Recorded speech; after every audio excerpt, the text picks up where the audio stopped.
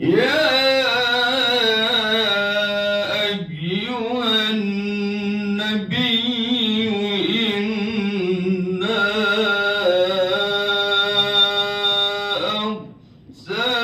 أرسلناك شاهدا ومبشرا ونذيرا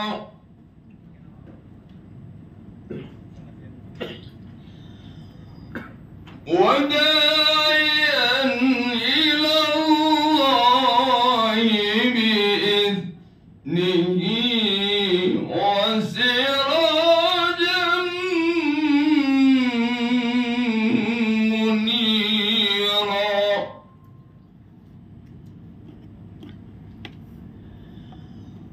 وبشر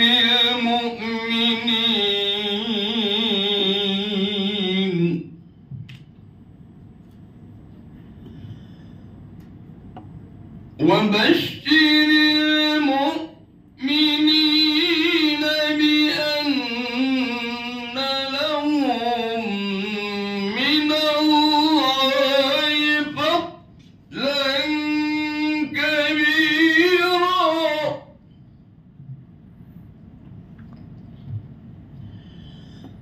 ولا تطع الكافرين والمنافقين ودع أذاهم وتوكل على الله وكفى بالله وكيلا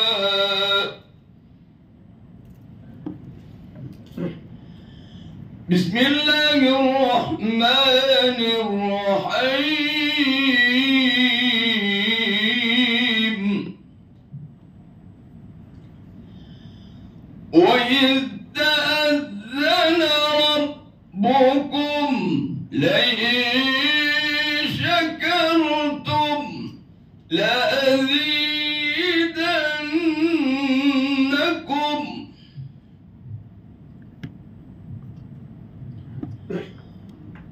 ولئن كفرتم إن عذابي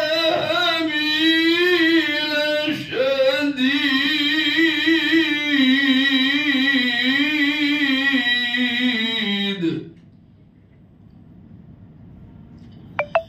لئن شكرتم لأزيدنكم ولئن كفرتم إن عذابي